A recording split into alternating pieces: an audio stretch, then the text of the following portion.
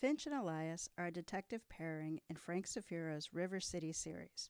Sometimes the two are featured, as in today's story, while in others, the appearances are in support.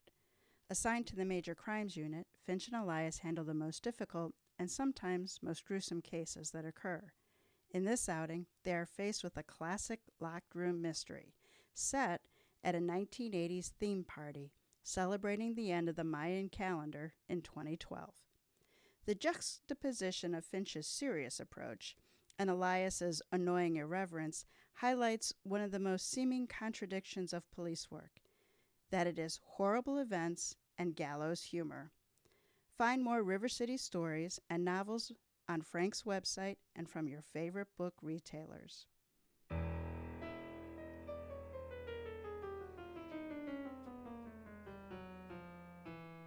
Welcome to Mysteries to Die For. I am TG Wolff, and I'm here with Jack, my piano player and producer. This is a podcast where we combine storytelling with original music to put you at the heart of a mystery. All stories are structured to challenge you to beat the detective to the solution. And these are arrangements, which means instead of word-for-word readings, you get a performance that's meant to be heard.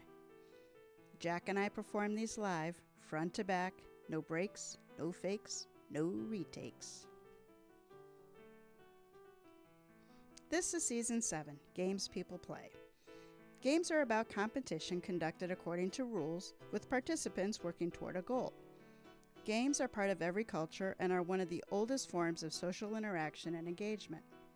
Games can be fun, challenging, and exhilarating. They can also be intense, cutthroat, and lethal. This season, our authors have fashioned deadly games and unscrupulous villains to test your detection skills. This is episode 15. Truth or Dare is our featured game. This is Dare or Truth by Frank Zafiro. Guys, it's been a while since I've picked a unique piano sound effect to play. Yes, it has. It has. So I feel like in honor of Truth and Dare and Frank Zafiro, we should explore the accordion sound on my piano here. And the accordion it is. Are you ready for some suspenseful Italian? Actually, the accordion is in like every culture. Is it? It's quite impressive. When you really go and look at it, the accordion is everywhere. It's in Latin American culture, it's in Greek culture, it's in Italian culture, it's in French culture, it's in a lot of European culture, it's in Russian culture. It's everywhere. I don't know why. Granted, there's different versions of the accordion. Not all of them are called an accordion technically, but it is still like a bag of air that is being inflated and deflated to produce a sound through harmonics. My Uncle Rico was a professional accordion player. That's pretty cool, dude. So maybe you can, your accordion will take us to River City, Washington in December of 2012. Ah, yes. So should we do what's the Scooby-Doo thing to go back in time? Like, That was wrong. That was bad. And we're there. And we're there.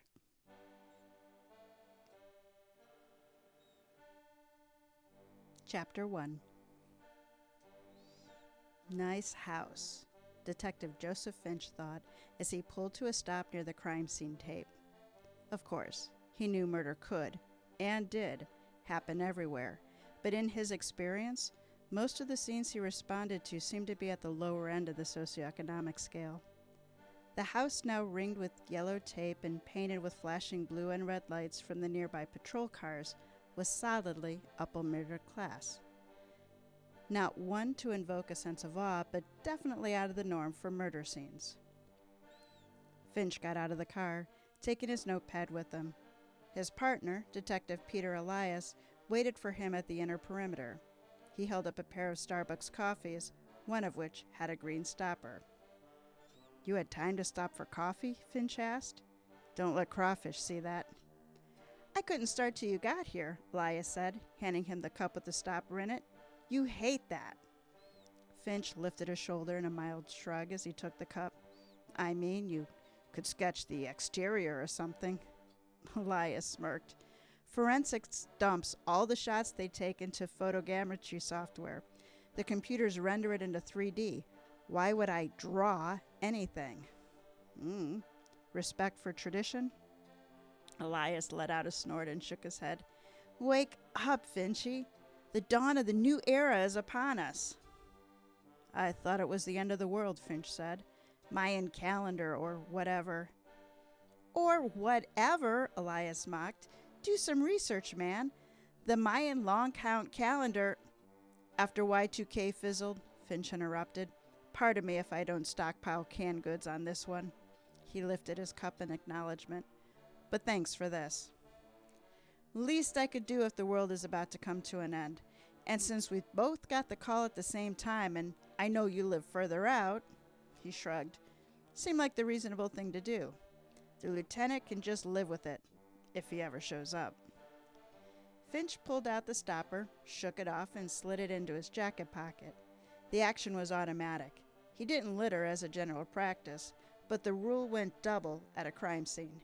He glanced around and didn't see any media vans yet, so he figured it was unlikely Lieutenant Crawford would be in attendance. Elias motioned toward the home. Nice place, huh? I suppose. Finch took a sip of coffee. Elias had remembered to get light cream, something he often forgot. He grunted his approval. Did you get anything yet? Not much. One victim, male. Elias glanced over Finch's shoulder. But it looks like we're about to get briefed. Finch turned to see Sergeant Katie McLeod approaching them. She greeted them with a tight smile, which was the only kind anyone exchanged at a homicide scene. Years ago, a news camera caught a pair of patrol officers joking and laughing on the perimeter of a murder.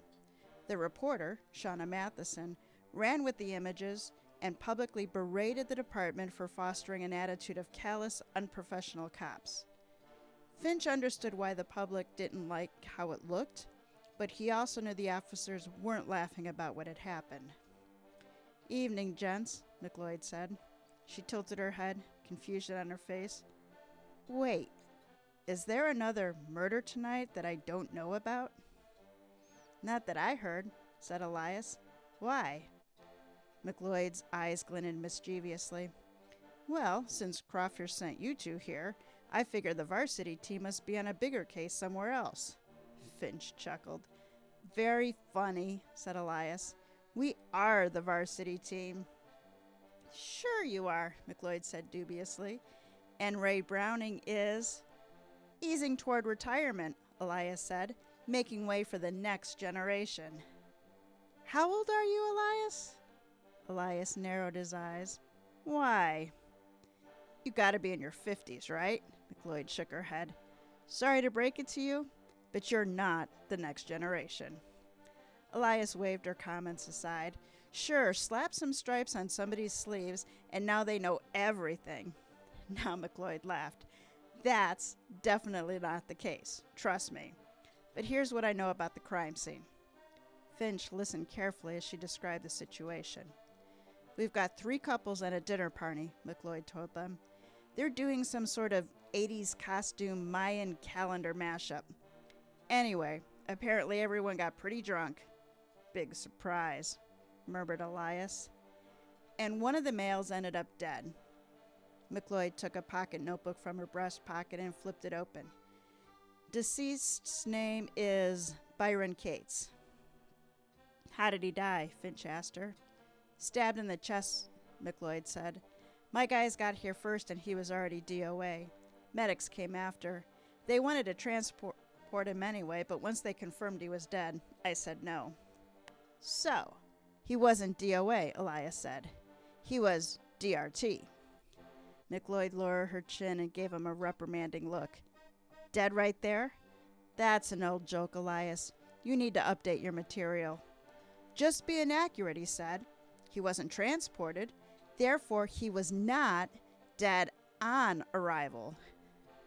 He was dead on our arrival, McLeod said.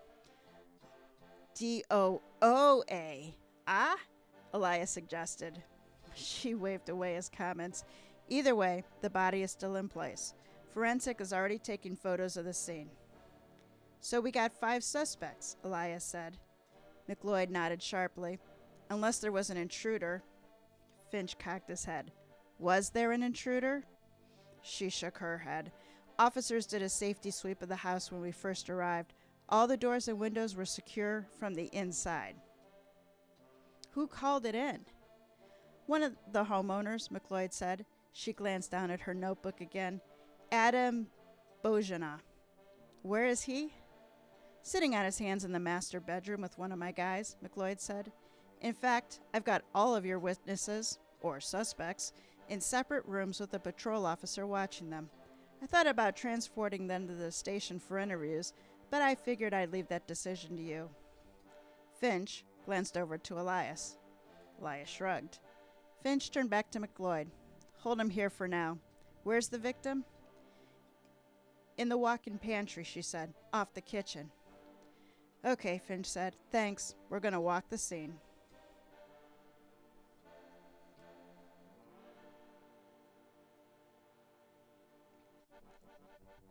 Chapter 2. Finch and Elias stepped through the front door. Out of habit, Finch went to his left first, starting his clockwise survey of the interior. The large living room was spacious with nice furniture, photos of a smiling couple and stylish art hung on the walls. You know the best part of McLeod being a sergeant now? Elias asked him. This ought to be good. What? No more Crawford hollering that he'll take our cases away and give them to her. Well, Finch didn't have an answer for that. The lieutenant had made that specific threat on occasion in the past when he'd been unsatisfied with their rate of progress. It always seemed to Finch to be an empty threat, but it obviously bothered Elias. You gotta control your ego, Finch said, his eyes sweeping across the room. He saw nothing of note except multiple beer bottles, both liquor and wine glasses on the coffee table. Ego is what got me into major crimes, Elias told him. He pointed to the table with the empties on it. Fun night, I guess. Oh, it's always fun, up until someone gets killed, muttered Finch. They continued to walk through the house, which Finch estimated at close to 4,000 square feet. When they came to a room that held a witness, they skipped past it, not wanting to make contact with any of the involved parties. Not yet. Finch didn't see anything that registered as suspicious, but he knew it was premature to think that way. Until he learned more, he didn't know enough to be sure what might be a clue. As planned, they ended their survey in the kitchen with the body itself. Byron Cates was a handsome man, even in death.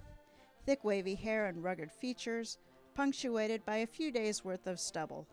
Tall, with a lean muscular build, Finch squinted at the man's choice of clothing. Byron wore white pants, a white jacket, and an expensive teal t-shirt, as well as a pair of slip-on shoes with no socks. Then he remembered what McLeod said about the couples were up to, an 80s party. If that were so, Finch knew exactly what television show Byron was emulating. Miami Vice, he thought. Perhaps it was the recency of his death, but to Finch's eye, the square-jawed Byron appeared to merely be sleeping as he laid in the doorway to the pantry. Of course, the kitchen knife protruding from his chest spoiled the image of peaceful repose. Forensic specialist Gwen Jackson squatted nearby, snapping photos of the dead man. She noticed their arrival and greeted them with a curt nod. You got a cause of death yet, Gwen? Elias asked dryly. Gwen smirked at him. She motioned toward the black-handled knife buried in Cates's chest. Findings are preliminary, but I'm going to speculate it was death by Ginsu. So he got infomercialed to death? Gwen sniffed. You need to work on your material, Elias. Elias frowned. No one around here has a sense of humor anymore. Finch noticed the blood surrounding Byron was minimal. He mentioned it to Gwen. I'm no pathologist, the forensic specialist said.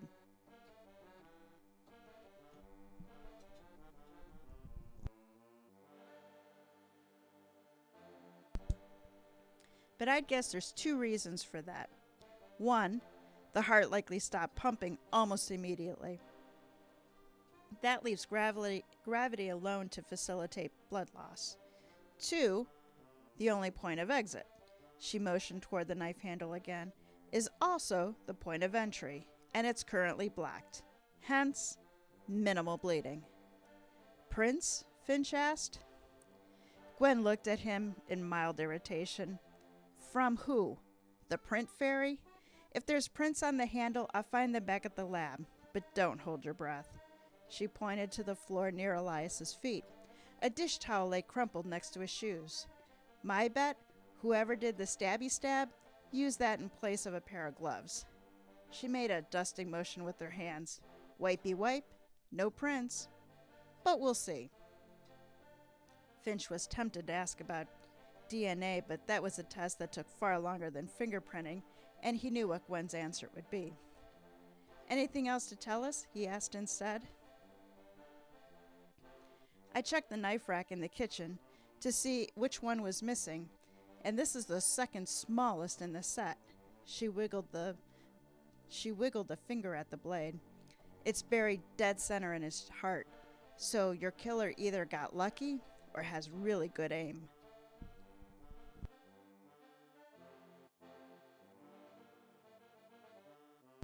Sorry guys, allergies are just getting to my voice today.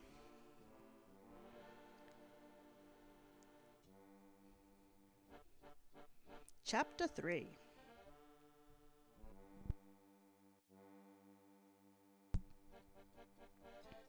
A patrol officer waited with... Oh boy, I should have practiced that name. Let's try that again. A patrol officer waited with Ermina Cates in the home office. He nodded a greeting to Finch and left the room without being told. Finch appreciated that the veteran officer knew to do that.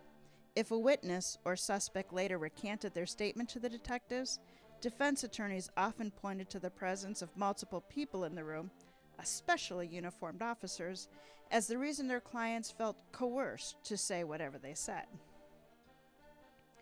Ermina Cates, why do I have trouble with her name? I'm going to have trouble with her name the whole time.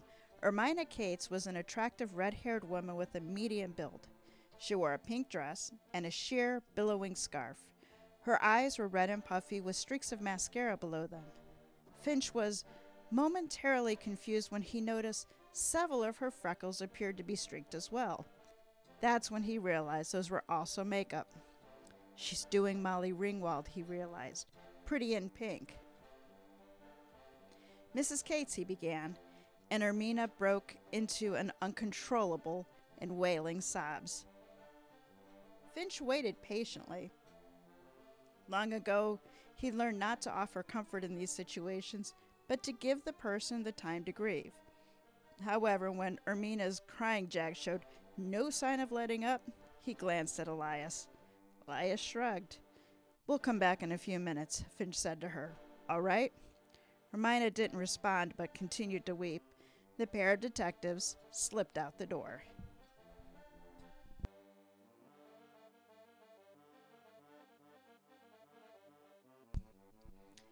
Chapter 4.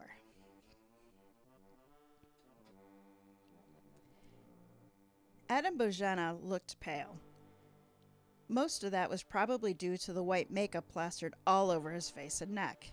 His hair was gelled in a crazy upward swell that went in multiple crazy directions. The black makeup around his eyes and the few faint canker sores made his costume obvious to Finch. Beetlejuice, he thought. Finch hated that movie, though he loved Geena Davis. Adam looked up at them as they entered the master bedroom. The patrol officer standing sentry stepped out of the room as soon as Finch stepped closer to Adam to get his attention. I can't believe it, Adam said, his voice sounding vacant. Is he really gone? I'm afraid so, Finch said. Sorry for your loss, added Elias. Adam swallowed, his throat bobbing. Tears sparkled in his eyes. How? That's what we're here to find out, Finch said. You threw this party? Adam nodded. It started out as an end-of-the-world party, he said. You know, the Mayan calendar thing.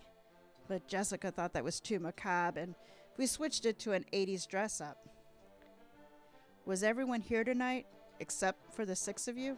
Was there anyone here tonight except for the six of you? No, just us. It seems like everyone might have had a lot to drink, Finch observed. Too much, Adam agreed ruefully. He swallowed thickly and then let out a long exhale. The sickly sweet odor of intoxicants watched over Finch, reminding him of his days on patrol. If I realized how hammered everybody was, Adam continued, I'd never suggested the game. What game? We started out playing regular party games, you know? Then, since it was an 80s party and we were all 80s kids, we decided to play something from back when we were young. Truth or dare. Finch raised an eyebrow slightly and waited for him to continue. No one wanted to play at first, Adam told him. So I changed up the rules a bit. I called it dare or truth instead. First person has to take a dare. And if someone does the dare, then the next person has to take a truth, and so on, alternating. He shook his head. It's stupid. Well, Finch agreed with the sentiment, but he didn't say so. Did the game cause any problems? Adam stared directly into his eye. Oh, yeah. I think it might have been what got Byron killed. How? Finch asked. I don't know, Adam said. It's just a feeling. He stared blankly at the wall, shaking his head in wonder. I can't believe he's gone. You've all been friends for a long time? Finch asked. Well, since middle school. Me, Byron, and Cole, at least. He smiled sadly. We used to say we were the ABCs of partying. You know, because Adam, Byron, and Cole. ABC? We get it, said Elias. Yeah, well, tonight was supposed to be like the old times. Finch heard something in his tone that pinged on his radar. Things are different now? Shit, yeah, they're different, Adam said. Everyone's getting old, for one thing. We all are, Finch agreed. Any other issues going on in anyone's lives? Adam shrugged. I mean, every marriage has issues.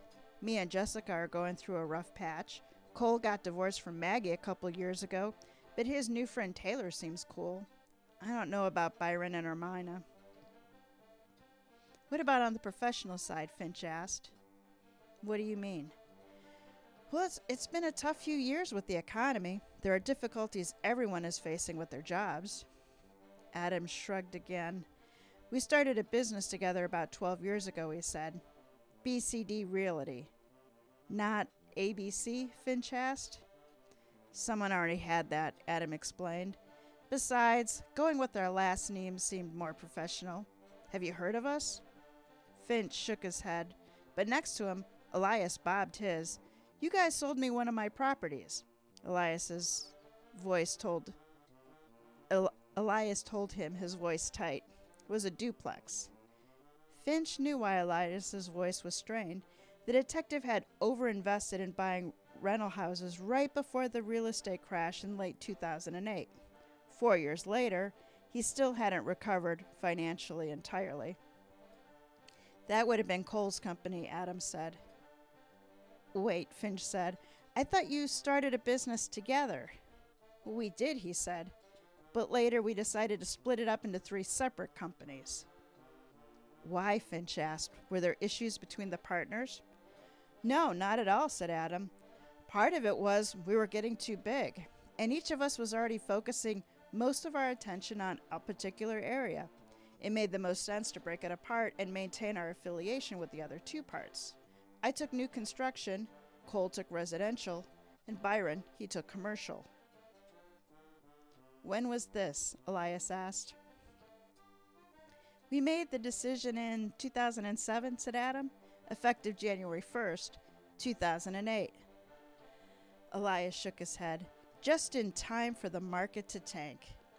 Adam nodded mournfully. The residential side, anyway. I lost a ton of money. And since no one was building new houses either, so did Cole. But Byron, he did okay. Businesses still needed commercial space. I figure he lost some money too, but not nearly as much. He frowned. Turned out I was wrong about that. How do you know? Asked Finch. Some things came out during the game. Byron took truth, and Jessica asked him what his net worth was. He looked down and sighed. I don't think many of us like the answer. It was a lot? He was evasive, Adam said. Would only talk about the end of the year 2011, but no matter how you slice it, his net worth was pretty clearly more than where my net was before the crash, and much more now. That never came up before, Finch asked him. I thought you three were good friends. We were, Adam said. We are. But I guess we never talked numbers once we split up the divisions into separate companies. Sounds like everyone is under a lot of pressure, Finch observed. Definitely, agreed Adam. That's why I realized Jessica's idea was perfect. Instead of focusing on the end of the world like I planned, we'd all get to go back to when we were younger, when things were easier. Post-Breakfast Club, pre-St. Elmo's fire, you know? Finch wasn't entirely sure, but he thought he understood Adam's point. Tell me more about the game, he said. Adam sighed and then looked up at Finch. That goddamn game, he said. I never should have suggested it.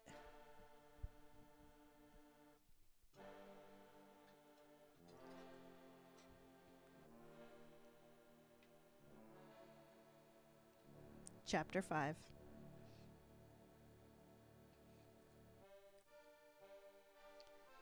They all gathered in the connected kitchen and dining room, leaning against counters or sitting on stools at the center breakfast bar when Adam explained the rules.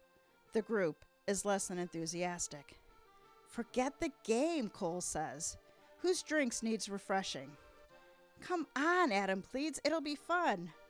It'll be lame, says Jessica. Adam shoots a look of frustration her way. I'll go first. You'll go alone then, she said. He turns to the rest of the group. How about this? Anyone who loses has to be bartender for the rest of the night. The others glance around at each other. Adam pushes his small advantage. Not only make the drinks, but deliver them. Snacks, too. So the loser is demoted to waitstaff? Byron asks. Exactly. Byron shrugs. Come on, Adam urges him. Sonny Crockett wouldn't be afraid to play. Byron takes a sip of his old-fashioned, considering. All right, let's do it. Adam doesn't wait for the others to agree. Instead, he dives straight in. I'll go first. He turns to his wife. Truth or dare? Jessica opens her mouth to reply. He thinks she's probably going to shoot down the whole idea, but then she shrugs and says, according to your rules, I have to take dare. Adam snaps his fingers and points at her. Cool. He ponders his options for a few seconds and then smiles mischievously. Do your Jessica Biel dance. Jessica recoils slightly. Her eyes flit to the side, but before he can follow her gaze, she's looking at him again. I don't. Do it, Adam urges her, and then begins to chant, do it, do it. The others join in, and after a few seconds, Jessica surrenders. Fine, she says, and stands up. She looks upwards for a few seconds, seemingly listening to a muffled beat of a Salt and Pepper song coming through the living room speakers. Then she began to move, dipping her knees and gyrating her hips and shoulders in a dance reminiscent of Jessica Biel's cowgirl in the movie Sin City. Adam watches, torn between amusement and arousal, as his wife glides to her left and her right, her arms waving slowly to accent her sexy moves her body makes. She looks good, even dressed in the loose-fitting dress. Her eyes are closed as she seems to be feeling the music, channeling it. The sexual energy in the room is palpable. Adam isn't certain if he likes it or not, but he's too enraptured to decide. As the song comes to an end, she holds her last position. When the group breaks out in claps and hoots of approval, she opens her eyes. She doesn't smile. She reaches for her drink while the applause tapers off. My turn, she says. Her gaze snaps to Byron. Time for some truth.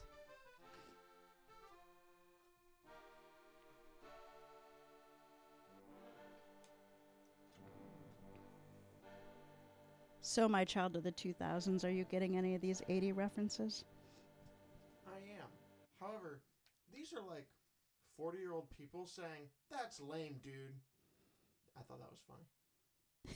I think they would talk that way, especially if they've been drinking all I think night it's. and they're dressed in their 80s costumes. Yeah, they would talk the way they would when they were that I just age. thought it was funny because I was like, I can't imagine some 40-year-old dude right now. Granted, I guess they'd be 50 now, so it would be. I don't know. I can't imagine. Think of It's funny. every I think can't of imagine, every and it's funny. concert you have ever been to when you see 40, 50 and 60-year-olds dancing drunk. Okay, that's different. I don't think it is. I do think it is. Because these people are wearing great outfits. When we went to see Blue Oyster Cult, one of the bassist kept doing like I don't know. It was amazing. He kept doing like what is it? Jack How is would you using describe his what I'm hand doing? to make a little like A symbol of duck like a face? mouth. Yeah, duck Yeah. face mouth quacking. And he just walk around the stage doing that. 80-year-old man. I love him. 80? 70. I don't know. There's only two of the original guys that are alive still, I think. Only one of them is touring.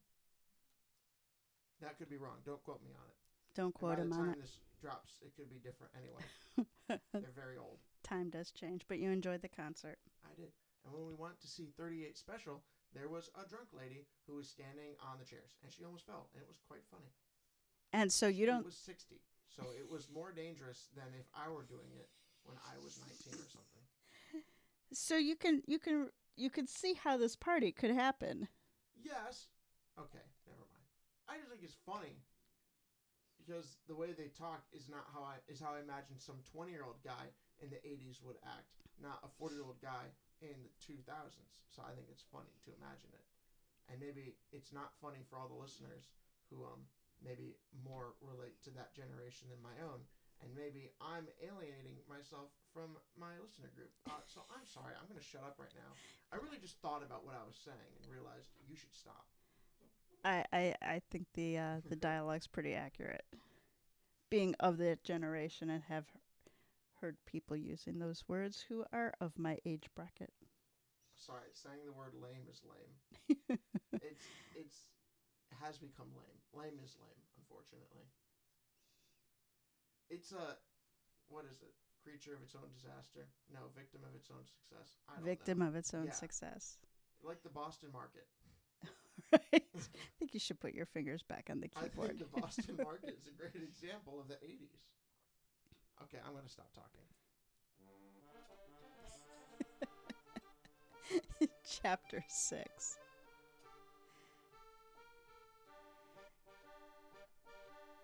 Jessica Bozana wasn't a plump woman, but Finch could see she was trending in that direction. Most of the evidence for that was hidden beneath a loose-fitting, flowering dress and numerous multicolored scarves. Her hair had both pink and blue streaks in it. In some ways, Jessica reminded Finch of his own wife, who had a similar shape. Then he tried to imagine her doing the sexy dance Adam had described, and the resemblance slipped away. As soon as Jessica spoke, though, the comparison came right back. The whole thing was stupid, Jessica said bluntly. What whole thing? Finch asked. The end of the world idea, for starters, she said. I had to rescue everyone from that.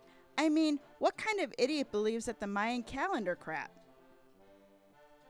Elias cleared his throat nervously. Both Finch and Jessica turned to look at him. Elias glanced away sheepishly.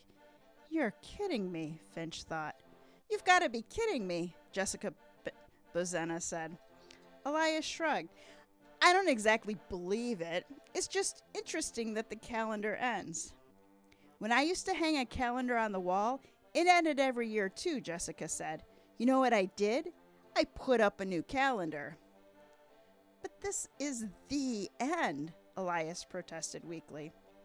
Only because the Mayans aren't around to chisel out a new one on a fresh piece of stone, Jessica shrugged. Actually, I'm sure their descendants are still alive and well, and simply using their phones to check the date. So you don't think an end-of-the-world party would be fun? Finch prompted Jessica, trying to get the conversation back on track. I knew it would suck, she said, so I switched it up to an 80s party, a dress-up. And you are? Elias asked. Jessica smirked. She held out her arms and tilted her head. Really? She's Cyndi Lauper, Finch told him. Jessica pointed at him and dropped her thumb. There's a guy whose true colors are shining through. I get it. Speaking of true colors, Finch said, you don't seem too upset that one of your friends was getting killed in your home. I'm devastated, Jessica said, but I work in real estate. There's no way I'm going to show you or anyone else how I really feel. She shrugged. Besides, I wasn't super close to Byron. He's more Adam's friend. The three amigos do their things most of the time. Couples parties like this, they don't happen very often. Can you define very often? Finch asked. 2, maybe 3 times a year. Adam told us about a game you all played, Finch said, putting inflection on the statement to make it a question. Jessica rolled her eyes. His second, stupider idea. She narrowed her eyes at Finch. Did he talk about the party? Finch nodded. Jessica shook her head. That goddamn game.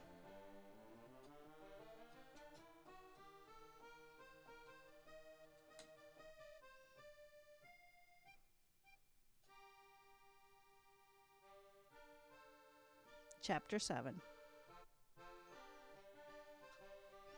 How much money are you worth? Jessica asks Byron. The question hangs in the air, washing away the playful, sensual energy of a few moments ago like a cold, sharp wind. Byron looks uncomfortable as he leans against the kitchen counter. Good, she decides. He should spend more time in that frame of mind. Not cool, he mutters. She ignores his protest. Answer up, she demands. Or, she extends her empty glass, get to mixing me another Long Island. Byron shifts his position against the counter and crosses his arms. His face is creased with worry. Jessica likes that. We're having a good time, he says. Can't we just? Jessica rattles the ice in her glass. Byron sighs. I haven't done the books for 2012 yet. Answer, Jessica demands flatly. He sighs again, then he mutters. End of last year, it was like 7.3 or so. He glances around at his old buddies. Not all of it's liquid, though. The figure, and his weak mitigation, is met with silence. She doesn't have to look at Adam or Cole to know that the impact of the news hit. She takes a few seconds to revel in the moment. Then she rattles her ice again, extending it toward him. What? Byron snaps. I answered, Jess. I asked what you are worth, she says. Not what you were worth last year. You didn't answer my question, so you lose. I answered you. Byron's tone is stubborn. You gave me an answer, she argues back, just not to the question I asked. So, game over and fix me a Long Island. Or shall I ask you a different question? Byron uncrosses his arms, swallowing. He glances at Ermina, his wife, who is watching intently. Can I take a dare instead? No, Jess says flatly. It's not your game, Jess, says Byron. He turns to Adam for a ruling. Adam considers briefly and then nods. Doesn't matter, I guess. The point is to have fun. I'll take a dare then, Byron says. Jess climbs onto one of the stools at the breakfast bar and puts her drink down while she thinks it over. She glances at Taylor and back at Brian. Remember 7 Minutes of Heaven from back in school? Making out in a closet with whoever? Byron's eyes narrow. Jessica smiles back. That's a different game, Adam says, but she ignores him. I dare you to do 7 minutes in there, she points to the door of the walk-in pantry, and then drifts her finger toward Taylor. With her. Come on, Jess, Adam says. Cole's head bobs in agreement. Yeah, not cool. She shrugs. He doesn't have to do it. She lifts her glass again. Instead, he can be the loser who brings us all of our drinks for the rest of the night. Byron scowls. That's when she knows she has him. He's too competitive to let that stand. Fine, he growls. I'll do it. What a bitch. Sorry. Make the damn drink. Really? Are you that competitive? Come on, make a drink and don't die. It's an easy answer, guys. Maybe hindsight's 2012, but still. That's a Get good it? one. That Get was it? very good. I'm gonna stop talking again. Chapter 8. Taylor Pasternak was at least 10 years younger than anyone else they'd interviewed so far. She wore classic 80s workout gear, a tight, aqua-colored jazzercise unitard with spaghetti straps, and a dark red tube top, spandex leggings purchased with lime green leg warmers, a thick terry cloth headband of bright yellow, dark red wristbands that matched the tube top. Her honey blonde hair was pulled back in a tight braid. The effect worked, Finch noticed, largely because of Taylor's fit, curvy figure. She obviously took care of herself and went to the gym, where he had no doubt she turned more than a few heads. And maybe she's had one elective procedure, too, he thought, noticing her ample and impossibly upright bosom. Olivia Newton-John, Elias blurted, pointing at her. Huh? Taylor looked at him as if he were speaking Mandarin. Your costume. You're Olivia Newton-John. Oh. Taylor glanced down as if she only was now becoming aware of how she was dressed. Then she shrugged. I don't know who that is. I'm just aerobics girl. Elias looked disappointed. But you look like Olivia Newton. It's a nice costume, Finch interrupted. Thanks, she said flatly. Then she shrugged. The other women didn't seem to like it much. I'll bet not, Finch thought. Aloud he said, You've been dating Cole for how long? 1.5 years, said Taylor. You know everyone here. She shook her head. Not well. Honestly, it's usually the guys who hang out. I've only met Ermi and Jess once before tonight. Were there any problems tonight? Finch asked. Taylor blinked at him, surprised. You mean other than someone killing Byron? Finch held up his hands in apology. Of course. I mean any issues before that. Not at first, she said. Everyone was drinking and the guys were telling stories. I don't know about the other women, but I've only been with Cole a little while and I'd already heard all of these stories 100 times. So I mostly just sat and listened and drank. We all drank. A lot. Were you having fun? Finch asked. Taylor smirked and shook her head slowly. Not really. The group dynamic is kind of weird. In what way? She glanced upward and thought, it might just be me, but I felt like an outsider. Because you're younger? Finch asked. Maybe. Or maybe they saw me as trying to replace Cole's ex, Maggie. Which is weird if you think about it because they supposedly only saw her a few times a year too. She took a deep breath and let out a sigh. Either way, they think I'm the equivalent of a dumb teenager or something. But I see things. What did you see? Finch asked. Taylor rolled her eyes. Like, it's pretty obvious Byron and Jess used to fool around. Finch blinked and cocked his head. Really? Oh yeah, pretty recently too, she said. What's more, he broke it off, and she's upset about it. You know this for a fact? Finch asked. She or Byron told you? No, like I told you. I saw it. You saw them? He paused, hoping she took his meaning. Taylor shook her head. No, but I saw the way they acted tonight, and it was pretty obvious. Trust me. Next to Finch, Elias scribbled on his notebook. Obvious enough that others might notice? Finch asked her. I mean, it seems so to me. Taylor shrugged. But people see what they want to see. Finch asked, just so I'm clear, you only think they had an affair and he ended it. You don't know. Sure, she said. But trust me, they did. Any other revelations you care to share? He asked. Taylor thought for a moment. Not really. I mean, the guys are really into their money, even if they try to act like they're not. So when Cole and Adam found out how much Byron was worth, well, you could bet it grinded on them. Last year, Elias corrected. That's what he was worth. Last year. Taylor turned to him and shrugged. Whatever. The news went over like cops crashing a rave. A lot of tension, Finch asked. Sure, I mean, but underneath it all, everyone pretended it was all cool on the surface. When did the problem start? Finch asked. With the game, Taylor told them. It was with that stupid goddamn game. Are you telling me Jessica Simpson? I'm kidding, not Simpson. Okay, I have multiple things. Okay? Taylor, if you feel like you're the outsider, don't show up as generic tube top girl, okay? Or generic aerobics girl. Pick a character, darn it. Olivia Newton-John. Exactly. What easier way to make yourself ostracized than to say, I'm not from the 80s, I don't get it. That's basically what she did.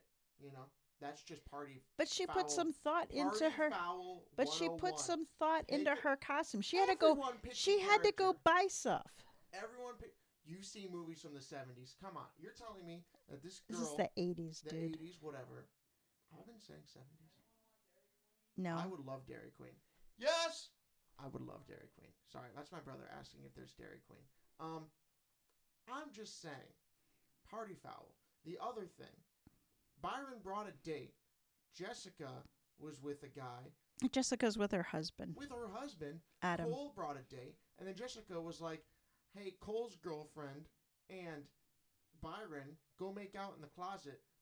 What a dick, dude. Sorry. Every time I imagine Jessica... You are emotionally invested in this story. When I imagine... Peach Cobbler Blizzard, please.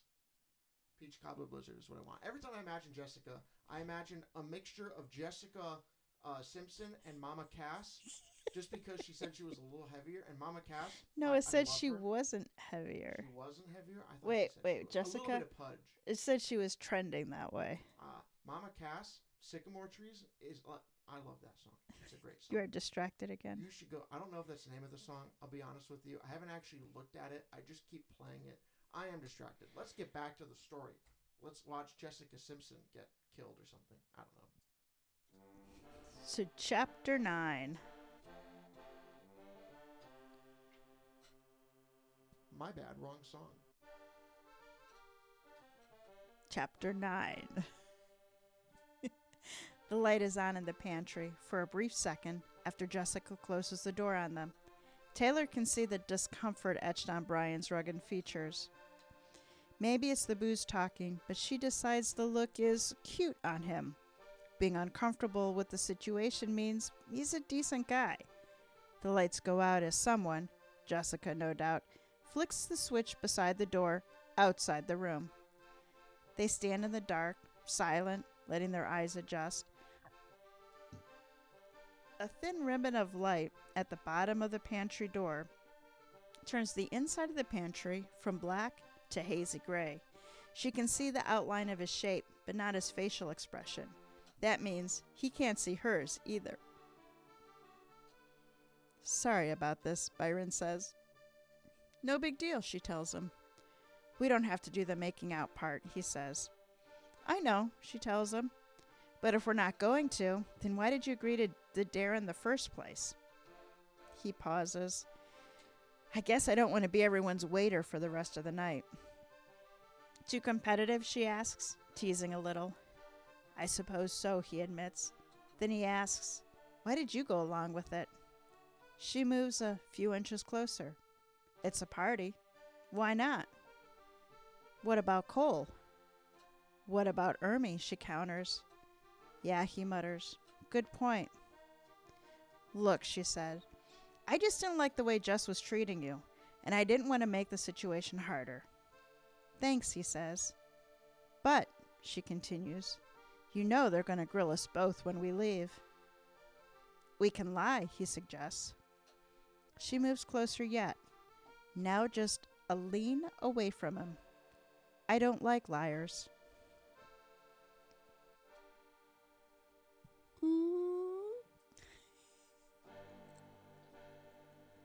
Chapter 10. Cole Davidson was pacing the small living room when Finch and Elias arrived. Okay. All of a sudden, allergies are striking. See, if we didn't do these live, Jack would edit these moments out, but he refuses to. I believe you deserve the chance to hear my music naked. No, wait, not like that. More like my music without voice over top of it. You can be clothed, guys, especially if you're driving to work. Really, keep your clothes on for the sake of the person driving next to you. Thank you. Chapter 10. Again. Cole Davidson was pacing in a smaller living room when Finch and Elias arrived. Elias took lead this time, introducing himself and then pointed to Finch and did the same. Cole was average height and slightly stocky. His dark hair was flecked with a few scattered bits of gray and cut conservatively. He wore jeans, a black t-shirt, and a Donegal tweed jacket. His eyes were red-rimmed, as if he already sniffled several times since the detectives entered the room. Elias cocked his head. I thought this was an 80s party. Cole gave him a confused look. It is. You didn't want to play along? Elias asked. What? Cole asked. I dressed up. Elias gave him a once-over. As what? I'm Tom Cruise. It was Elias's turn to look confused. Then where's the bomber jacket with all the patches? Cole, it's risky business. Cole shook his head. No, not Top Gun Tom Cruise. Risky business Tom Cruise. Oh my God, I'm amazing. Elias eyed him. I don't see it. Wait, Cole said. He threw back a pair of black Ray-Bans from his jacket pocket, put them on. Then he opened his arms and flashed a toothy smile. I'm not seeing it, said Elias. Cole's smile faded. It's a minimal costume, dude. You gotta use your imagination. Elias still shook his head. If I had to use my imagination, it's not a costume. Cole scowled. Why are you being a dick to me? One of my best friends just got murdered. Let's talk about that, Finch intervened, surreptitiously casting Elias a reproachful glance and taking back the lead. You look pretty upset. Cole heaved a huge sigh. The odor of booze washed over Finch, even though he stood several feet away. Yeah, man. I messed up. You and Byron were close? Finch asked. Cole nodded. Since middle school, all three of us. How have things been lately? Good, Cole said, nodding. Then his lip quivered and his eyes filled with tears. Sorry, he rasped, turning away and wiping at his face with the sleeve of his jacket. It's all right, Finch assured him. It's a shocking event. Yeah, Cole agreed. He took a few moments to collect himself and then sighed again. Finch stopped breathing for a second to minimize the booze stench that funneled his way. Cole wiped at his eyes, then said, The worst part is that I spent the last moments of his life being mad at him. The game? Finch asked. Cole shook his head in dismay. That stupid game. That stupid goddamn game.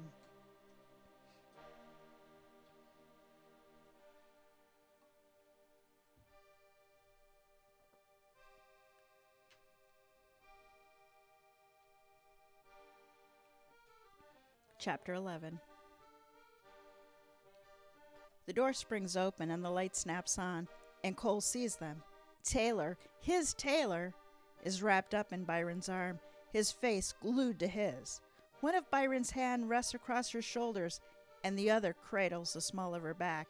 He imagines it sliding down to cup her ass. He imagines it has already done so. The pair don't immediately sense the light or their audience, but after a beat, Byron pulls away and they both turn to face the group. Jessica gives them a slow clap, a satisfied smirk on her face. Adam reluctantly joins in. Ermi just stares in disbelief. He is sure his own expression mirrors hers. I should have stopped this. I should have said no, especially after what happened with him and Mags. What the hell are you doing? Ermina finally asks, outraged. Byron smiles weakly and shrugs. It was a dare. To go into the closet, Ermina snaps. That's all you had to do. What would you think would happen? Jessica asked. The game isn't called 7 minutes of waiting around. Ermi glares at her and then snaps her gaze back to Byron. How could you? Byron clears his throat, like looking around at the group for help. When none was forthcoming, he looked back at his wife. It was just a dare, he tells her. It didn't mean anything. Ermina doesn't answer. Cole can sense the anger radiating from her, and then he wonders if it's his own ire he is feeling. It didn't mean anything, he says again. He turns to Taylor. Right? Taylor hesitates, and that moment's pause slices through his chest like a razor. Right? He repeats. Taylor's eyes find Cole's, then returns to Byron. Tall, handsome, rugged Byron, who always seems to be the alpha dog. Cole sees at the thought, long-held resentments bubbling upward. Right, Taylor says, unconvincingly. It didn't mean anything at all. Cole clenches his fist.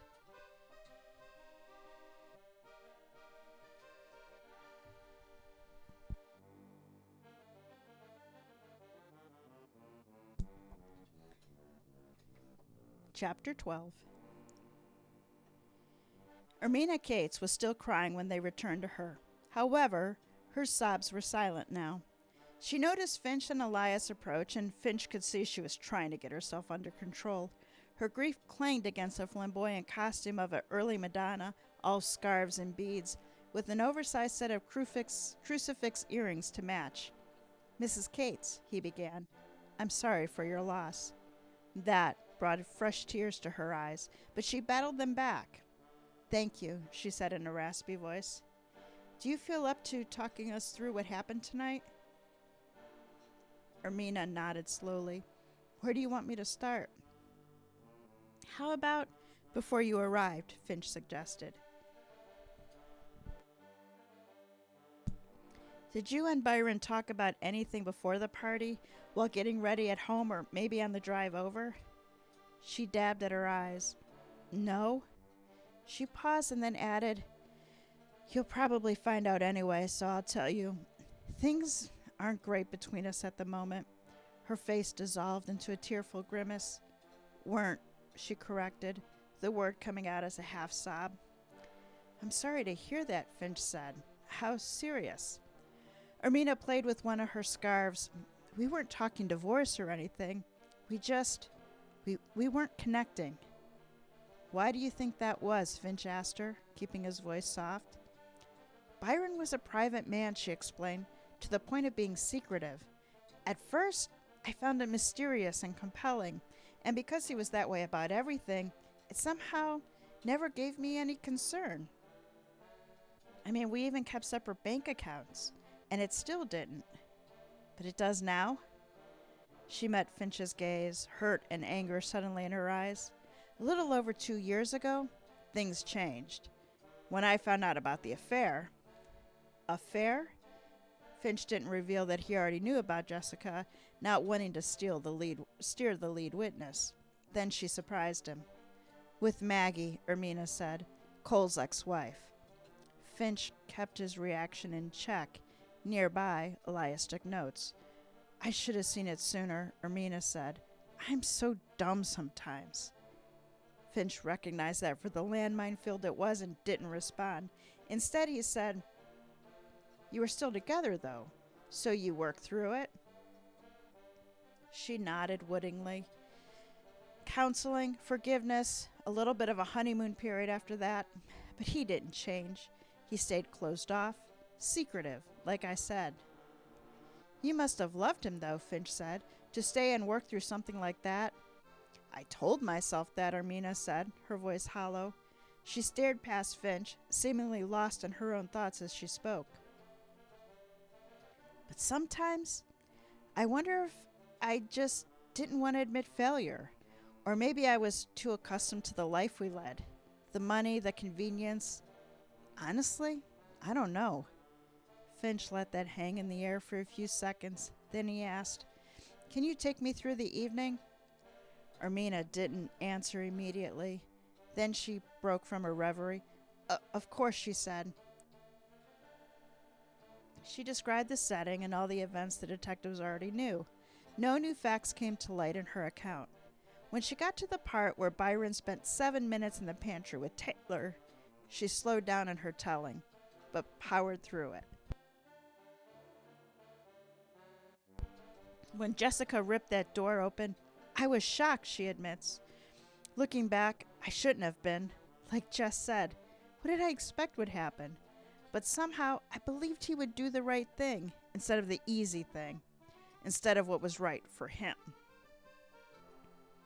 What happened after that? Finch asked. Ermina sniffed. Adam made us keep going at that stupid game, even though I was upset, and Cole was livid. But Jess backed Adam's play, and the choice seemed to be an all-out Jerry Springer brawl or pretend everything was okay and keep playing. So that's what you did, he asked. She nodded. That's what we did.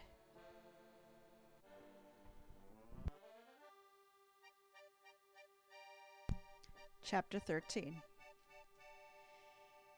Ermina pours herself a healthy glass of wine and tries to push the image away, but it keeps invading her thoughts. Byron's arms enveloping that little tart of Cole's, their lips smashed together. She'd seen similar, even more lurid images in her mind when she thought of him and Maggie together. But this is worse. This is real. Right in front of her. And now everyone wants to pretend it didn't mean anything. Well, not everyone. Cole is electric with rage, but the rest of the group is putting it aside, gathering around the kitchen center stand to play and push past the awkwardness. Your turn, Byron, Adam says. Truth or dare, Byron asks. Adam frowns and corrects him. It's dare or truth. No, I mean, which do I do? Since he trails off. His meaning barely registers with Ermina. Then she realized what he means. Jessica asked him a truth originally. He dodged the question, so he did the dare. Who cares, she thinks. I just want to go home. Adam considers the question as if it were a weighty matter, and then decides, truth, he says. Byron immediately asks Adam, what was your most embarrassing moment? Adam grins. You already know. 10th grade, in PE. Byron waves for him to continue. Adam shrugs and describes getting turned on looking at a girl in gym class, then being pantsed by some other boys. The group laughs at the story, some genuinely, some forced. Ermina does not. She gulps her wine and glances at her phone. 30 minutes, she thinks. Then we're leaving. Adam chooses her next. She doesn't even listen to his dare and immediately declines. He frowns. You want to be the house waitress for the rest of the night? He asks lightly. I don't care, she says. Does that mean the game is over? Adam frowns. No, he says stubbornly. It's your turn, even if you lose.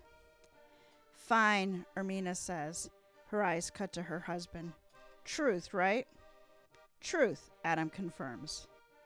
What are you hiding about your finances? She asks Byron. Byron holds up his hands.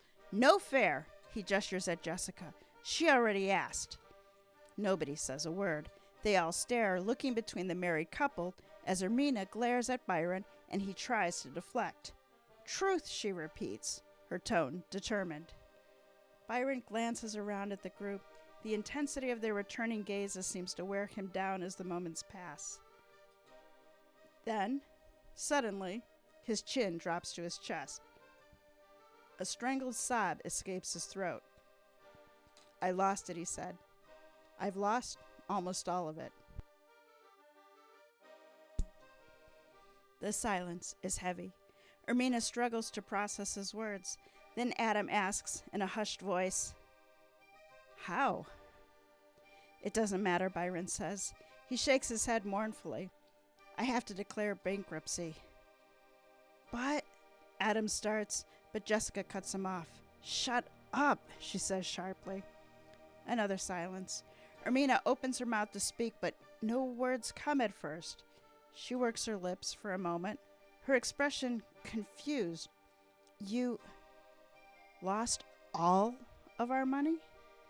Then Cole interrupts, his voice laced with disgust. Well, you're all kinds of a son of a bitch, aren't you? The tension in the room ratchets up again. She wonders if Cole will go after Byron. She wonders if she wants him to, or if she'd rather do it herself. All right, Adam says. Let's bring it down a notch, huh? How about we all take a short break? Everyone take 10 minutes or so. No one moves. Then Cole stalks away. Another moment, and Taylor follows. Adam nods his approval. Good, he says. Jessica snorts at him, but she leaves too. Ermina listens for the front door, but hears only interior doors open and shut. Let's go home, she says to Byron. The intensity of the anger in her voice surprises her. How could she still care enough to be angry at him? Maybe you two should cool down first, Adam suggests, and sober up some. Oh, she fires him a dirty look. Adam recoils as if struck. She holds out her hand to Byron. Keys, she demands. Byron shakes his head.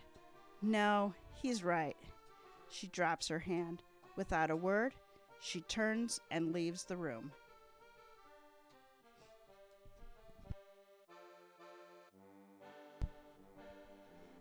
Chapter 14. Finch and Elias step out the front door and walk wordlessly toward the outer perimeter. Finch pulled up the short yellow tape. There was no need to cross the line and make patrol officers note it in his log. The pair was already well out of earshot from the house, even if one of the windows to any of the rooms where the witnesses waited were open. What a mess, Finchy, Elias lamented. Maybe we'll get some prints off the knife handle, Finch said, doubtful. The kitchen towel Gwen pointed out says probably not, Elias said. Finch nodded in agreement. Even if we did, he trailed off as he noticed a haggard figure ducking under the crime scene tape. Lieutenant Crawford's massive weight loss showed in the way his long, out-of-style suits hung off his frame, but had done nothing to change his lumbering gait nor improve his disposition. His perennial scowl greeted them. Solve it yet? He asked brusquely. Not yet, LT, Elias said, but we got the lay of the land. Crawford grunted and frowned. You're a detective, not a surveyor, but give me what you got. Elias ran through what they learned so far. Crawford listened without interruption. Once Elias finished, though, he started in his famous didjas. Did you check 'em all for priors? Not yet, Elias admitted. How about blood evidence on the person? Did you look for that? Not with forensics, said Finch, but we didn't see any when we interviewed each of them. Did you arrange for transport? 'Cause it sounds like a long night down at the station is what's coming next. Maybe, Finch conceded. Crawford cocked his head. What, you got this figured out, Finch? No, Finch said. To be honest, everyone in the house is a viable suspect. And the knife handle, Crawford said. It was wiped clean, right? Right, Finch shrugged. Even if it wasn't, Jessica or Adam's prints on the knife don't help us much. It's their kitchen. Crawford squinted at him. You suspect both of them? Yes. Next to him, Elias exhaled. Finch glanced at his partner. You don't agree? Her, I get, said Elias. A woman scorned or whatever. If the affair between her and Byron actually happened. Always got is Jessica's word on that. She seems reliable, Finch commented. Reliable doesn't mean accurate, said Elias. Either way, it seems your victim had a bit of a track record here, Crawford noted. True, Elias allowed. So we're thinking if it's Jessica, she killed him out of jealousy? It's possible, said Finch. And Adam's a possible because, well, maybe he finds out about the affair, suggested Finch. So, also jealousy. Or revenge. Elias nodded slowly. Plausible. But if we're handicapping these horses, my money is either on the guy's wife or Cole. Especially Cole. Crime of passion, Finch asks, following the line of thought. You bet, said Elias. His wife's already been cheated on. Then she sees him sucking face with Olivia Hattie Newton-John in the pantry. Before she can recover from that, she finds out he's going bankrupt. Let's face it, she admitted to us that she's not even sure she was staying for love or money. Now both are gone. So she snaps. Finch finished the reasoning. All right, what about Cole?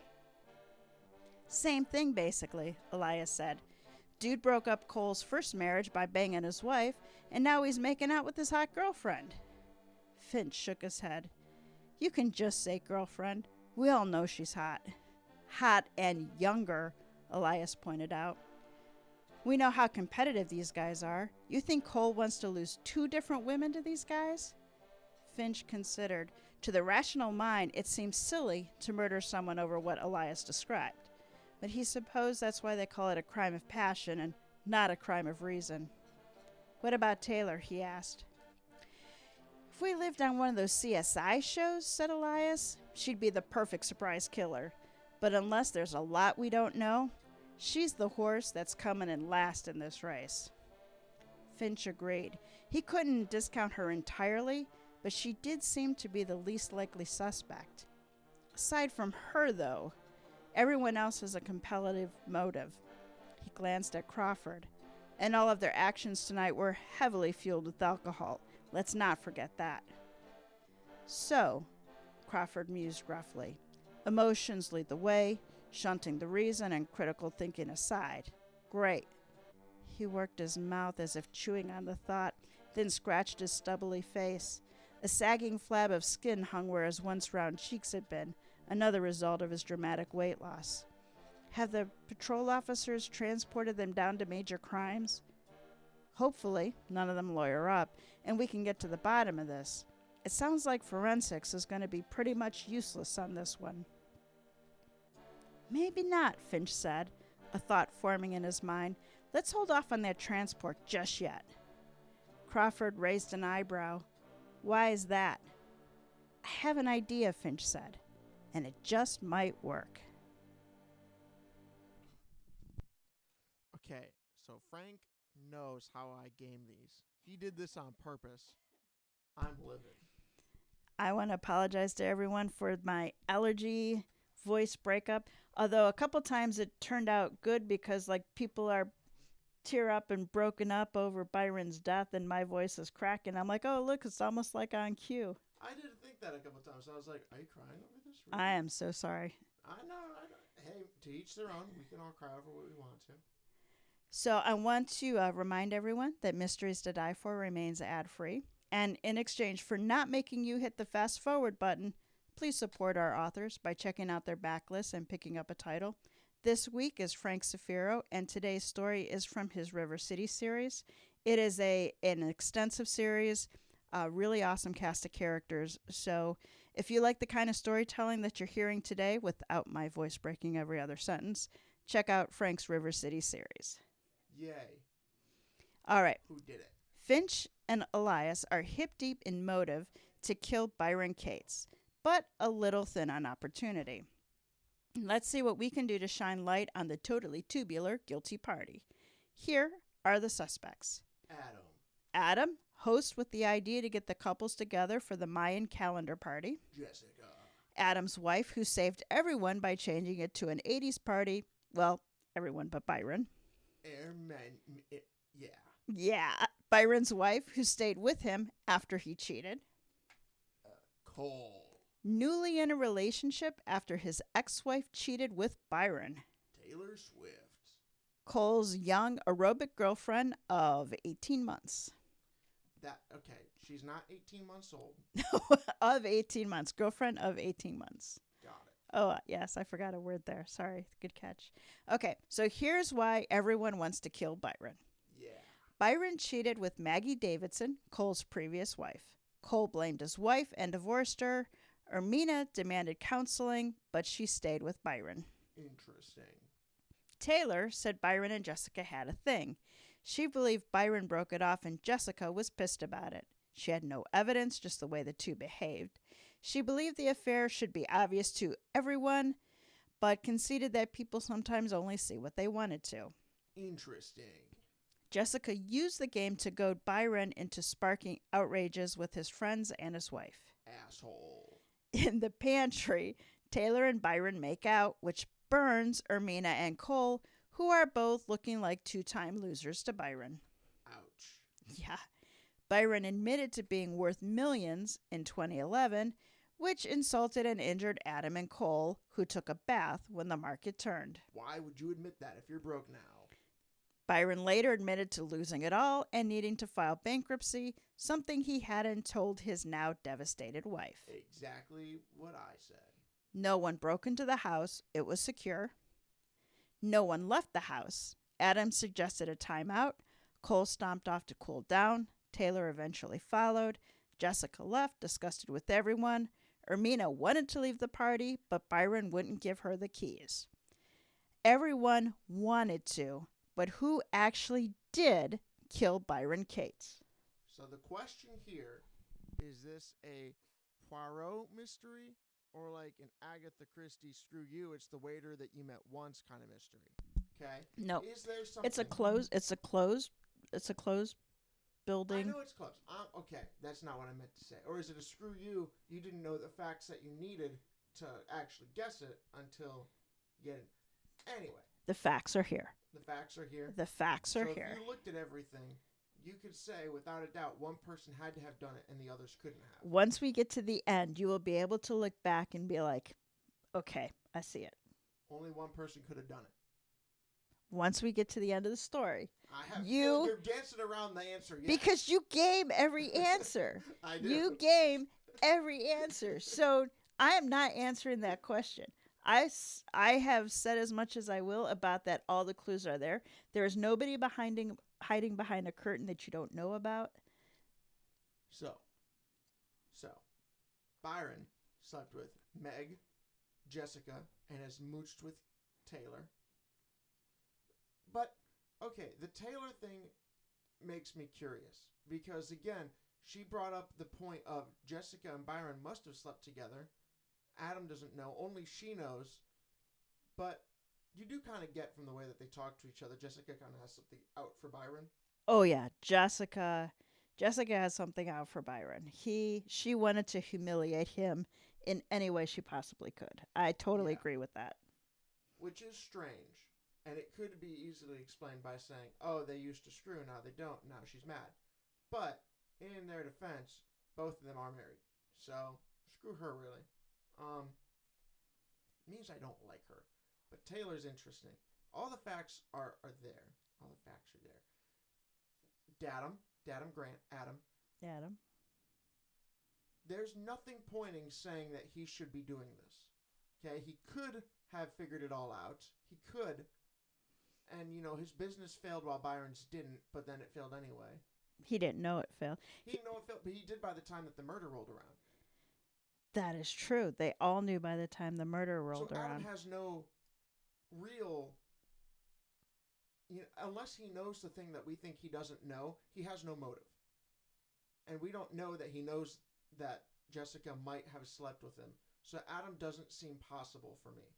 Okay? We go to Jessica, they all just left the room at the end of it. So we don't know for certain from our perspective right now, any of them could have walked into that kitchen and stabbed Byron.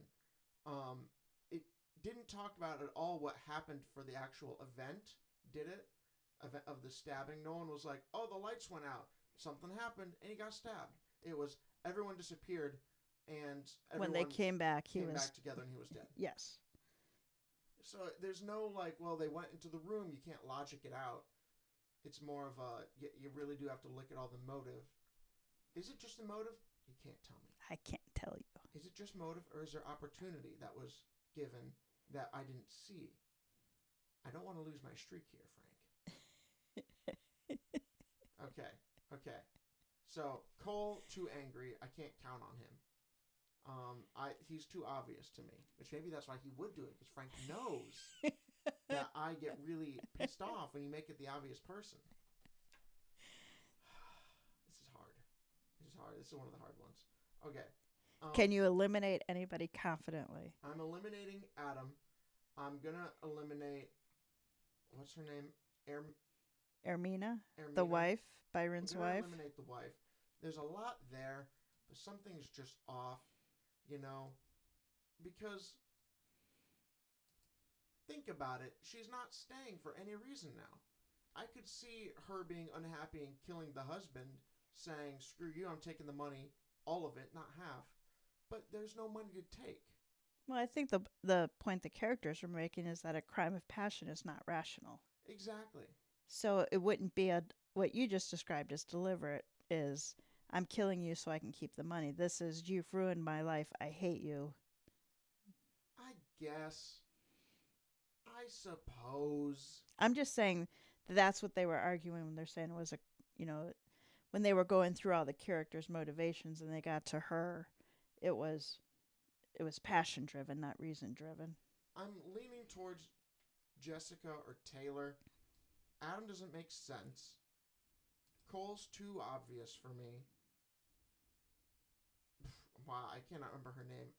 Ermina. Ermina. I keep reading it as Hermione. I do too. Ermina. Just again seems like there's not too much of a point. Sure, there's passion, but I mean, come on. You think Taylor has a reason to kill him? I mean, they all but eliminated her. I mean, Yeah, Elias thinks that she's the horse most likely to come in last. Jessica goaded Byron. Also, you called him Brian once. I know I did, and then I just let it go. Goaded Byron. Frank is goading me towards Taylor. You notice the sentence in there where they were just like, "Yeah, it doesn't make sense why she would have done it." That's a sign. He wants me to pick her. He wants me to. I think you have to pick somebody. Choose. Yep. We've been sitting here for like 10 minutes. Yep. All right.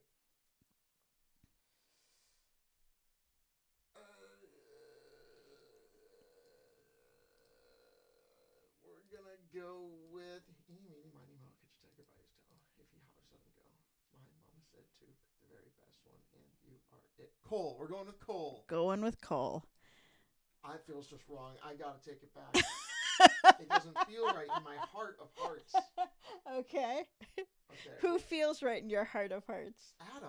Adam. Okay, we're going with Adam in the heart of hearts.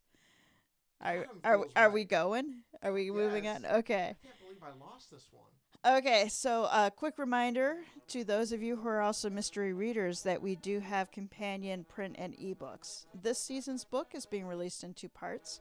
Part 1, Opening Gambit, released in March 2024. And Part 2, Final Move, will drop in September. So buy one for you and a mystery lover you love.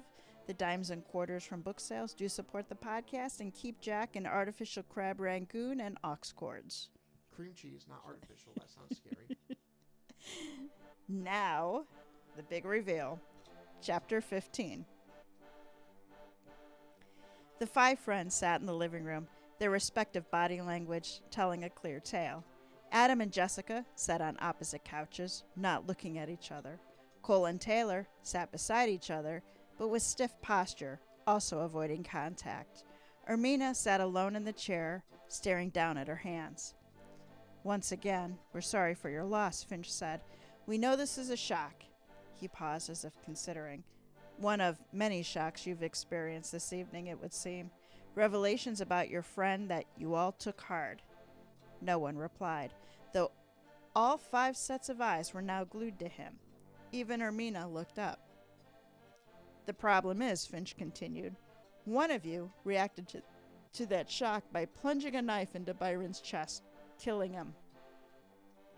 We have to resolve this, and ultimately we will.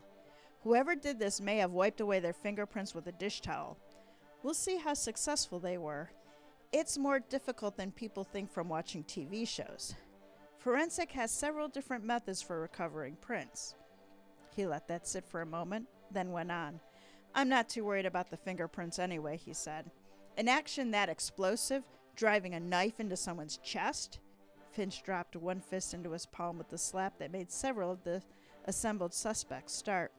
The force of that blow causes compression on the hand holding the knife. The compression pushes the skin against the knife handle with enough pressure that it fills the connection points of the weapon. Yet, this process happens so fast that when the pressure is suddenly released, the compression breaks away violently, tearing away the skin and leaving microscopic deposits between the tang and the handle, or in the screw points of the knife, even if the undetectable imperfections of the handle. Finch looked around the assembled group, watching for tells. Now, this doesn't happen with normal kitchen use, he said. So we're going to find skin residue from whoever stabbed Byron. Our lab technicians will be able to calculate when the residue was lodged there, and of course, the skin will contain the person's DNA, leaving no doubt as to who did this. He glanced around at those watching him. Ermina didn't meet his eyes. Cole still burned with anger, and the others stared at him with wide eyes. No one spoke. Now, these tasks, they can take up to a day, Finch said.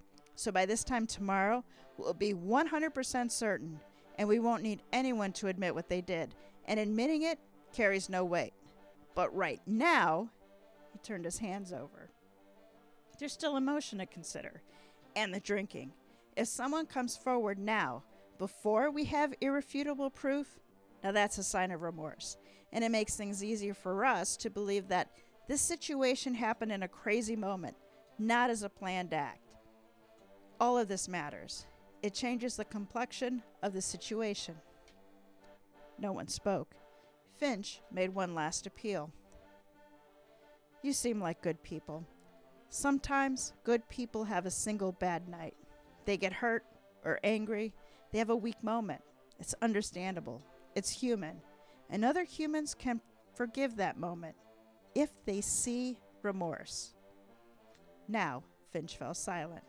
Next to him, Elias remained wordless as well. The two detectives waited, stone-faced, as Byron's killer grappled with Finch's words. The wait went on for over a minute. Finch's resolve began to waver.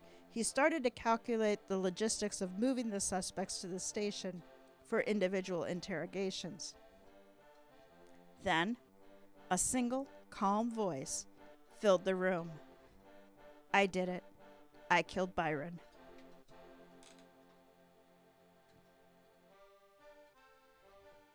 Chapter 16. Adam watches them all leave the kitchen, one by one. Byron watches each of them go as well, staring after them like a man betrayed. Typical, Adam thinks. The whole world revolves around Byron Cates. He takes whatever he wants and doesn't even have to work for it. All things, all people, just come to him.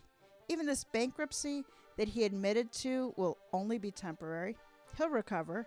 Hell, he'll have his choice of rescuers in the business world, just like he has his choice of women.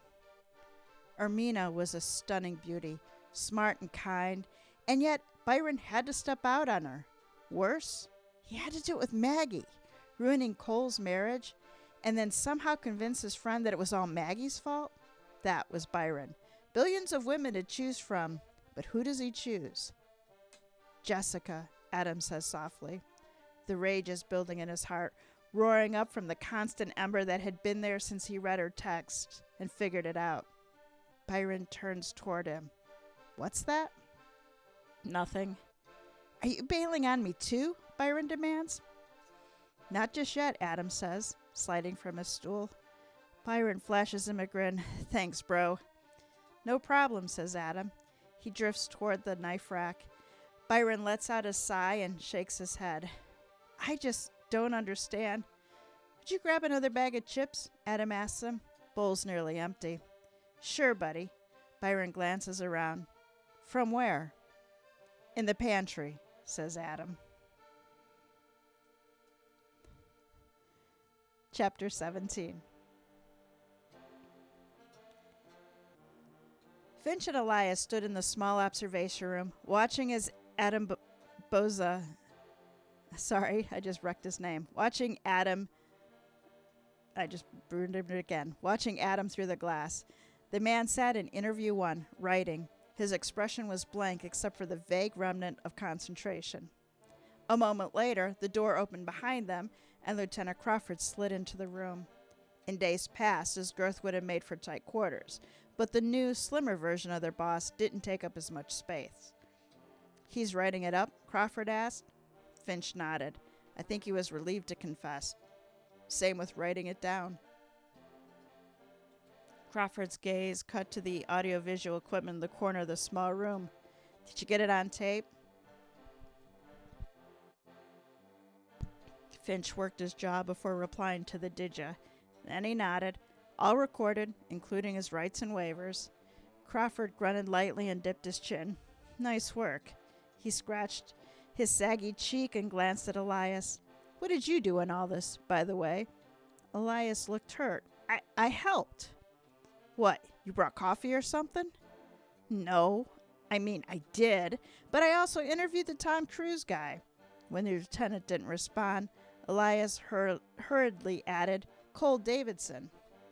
Crawford sniffed and turned his gaze to Finch. How'd you know? Know what, LT? That it was him, Crawford said. I didn't, Finch admitted. Not for sure, anyway. Any one of them had significant motive, except maybe Taylor. But when it came to opportunity, he motioned through the glass toward the broken man scribbling on the yellow notepad in the interview room. After our interviews, Elias and I ran through some possible scenarios, how each suspect might have. I was there for that, Crawford said, twirling his fingers. Get to the point. The point is, said Finch, I realized then that after the drama in the pantry, everyone else left the kitchen, leaving Adam and Byron alone. That gave Adam a prime opportunity right where the body was found. Then why not go at him alone, Crawford asked. I still wasn't 100% certain it was Adam, Finch explained. He was just my best guess. With everyone else having a solid motive, I felt like the weight of the action might be heavier if the killer was surrounded by his friends while we laid everything out. Crawford grunted again. And that spiel about skin compression on the knife handle? That sounds like nonsense to me. Finch grinned. He motioned toward the one-way glass. It didn't to him, though, did it?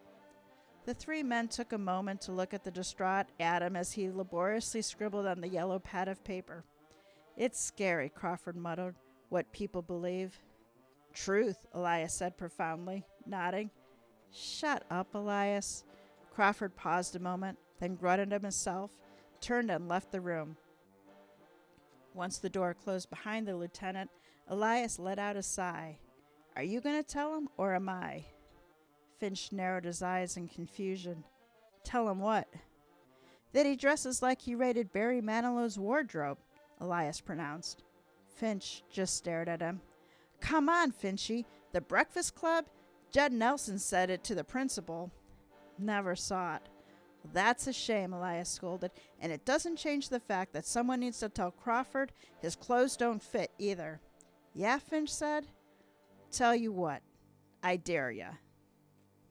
Dude, poor Crawford. The guy lost some weight, and he can't hear the end of it from his coworkers that I've met just this today.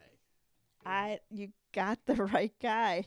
All of your back and forth, and you were like, well, it's not Adam, and it's not Taylor, and it's just going, and all of a sudden you're like, no, that doesn't make sense. It's Adam. It had to be. Look, I don't know how. It was a gut feeling because something felt wrong about all of them. Yeah. Adam didn't feel fully wrong. Adam just felt like we didn't know. And a lot of times when you get to a character and it's like it's between this guy or this guy. Well, this guy we know all of this about. This guy, I don't really know. It's normally that I don't really know guy because it's information that's being withheld. I had a really hard time writing the deliberation, telling you the order that people left in without making it blatantly saying. You see, I didn't even know the order people left in. Because if I had known that and knowing that Adam didn't have that much stuff, I totally would have picked him. The very last bullet said no one left the house. Adam suggested a timeout. Cole stomped off. Taylor followed. Jessica left. Ermina wanted to leave the party, but Byron wouldn't give her the keys. Didn't even mention Adam. Nope. Doesn't even mention that he's in the room. Byron and Adam stayed in the kitchen. I named the people who left the room. Everyone felt like they had completed their arc, and Adam didn't feel like he had completed their arc. Taylor, was there to serve a very small point. And if you... It had to do with aerobics. Exactly. If you looked at her as you are here to serve one small purpose, you realize she fills that purpose perfectly and there's nothing else she's needed for. There's a few characters in books that do that. You're just, or even in TV shows and movies. It's like you exist for one purpose. And if you can get it into your head that you existed for this one purpose, the rest of it falls away. But do you think if Jessica hadn't tricked Byron into going into the pantry with Taylor, do you think he would have died? I don't know. That just perpetuated the idea that Adam had that he could have any woman. Yeah. Didn't it? It really did fuel the whole Cole and Jessica cheating on him idea. So maybe he wouldn't have, but it definitely didn't help that he made out with her and really did enforce in his mind once again that this guy has no remorse for other people's wives and girlfriends, clearly. And, even if they would have run it and found fingerprints on the knife, it was Adam's knife. It was his house. The other thing is they don't really paint Byron to be that bad of a guy. They do, but he doesn't. Like, you don't read this and go, Byron's a dirtbag. You read it and go, Byron's done some stupid shit. And he's kind of a closed-off guy. But no part of me thought, oh, this guy deserves to die. It was just, why is he doing that? He's a cheat. Oh, he's cheated on her twice at least. 3 times now, I suppose, if you count Taylor. I don't know if you can count Taylor, but it's certainly, I felt bad for his wife. Like, I'm not sure she made the right choice taking him back. Yeah, and that whole line does make it hard not to choose her, saying she's been through literally so much crap, even up to the minute he died. Mm-hmm. That he's just constantly berating her with all this, hey, this isn't going to work kind of information. You know how I know you like the story? How? You are emotionally invested in this. Okay, that is true. And I can say all the names easily. Except for Ermine that neither of us can say. Look, I see her name in my head. It starts with an E, and then the rest of it just looks like the word emerald. It doesn't make sense. I keep seeing Hermione, and Well, thank you, Frank, for that story. You gave us a good time there. We appreciate that. Thank you for making there be a killer. Last time, there wasn't. I spent 2 hours waiting for a killer to be told that guy was wrong. I put a lot of effort into there being no killer, Frank. Do you want to know about Truth or Dare? I would love to. So the origins of Truth or Dare weren't as well documented or researched as some of the other games that we've used this season. The Wikipedia page refers to entries as early as 1712, describing a game that is similar to Truth or Dare, although with one person being in control. So instead of more or less it going person to person, there'd be a sort of a central referee who would come up with the questions to each of the players. Certainly it isn't a leap to see how this could be used as a social game in the era that preceded television and radio. The most interesting entries I came across were on a social platform, Quora, where the question was asked, what's the farthest you've ever taken Truth or Dare? The post responded on the theme on themed on creative nudity, sex, but thankfully not murder. Links are in the show notes. It was a very interesting read. So about Frank Zafiro. Frank writes gritty crime fiction from both sides of the badge. During his life, he's been a military intelligence linguist, a police officer, 20-year career retiring as a captain, and an independent consultant and instructor. He has taught both writing and police-related topics at the collegiate level and professional venues. Through it all, he has been a writer. To date, he has published 48 novels and over 100 short stories and appeared in over 50 anthologies. He lives in Redmond, Oregon with his wife, Christy, who is a teacher. Link to his website is in the show notes. That wraps up this episode of Mysteries to Die For. Support our show by subscribing, telling a mystery lover about us, giving us a 5-star review. Check out our website at tgwolff.com/podcast for links to this season's authors. Mysteries to Die For is hosted by TG Wolff and Jack Wolff. Dare or Truth was written by Frank Zafiro. Music and production are by Jack Wolff. Episode art is by TG Wolff. Join us next week for Toe Tag, which, as you know, is a first chapter from a fresh release in a mystery crime or thriller genre. I know how to speak. Then come back in 2 weeks for an adaptation of The Billiard Room Mystery by Brian Flynn, where billiards is the featured game. All right, Jack, take us out.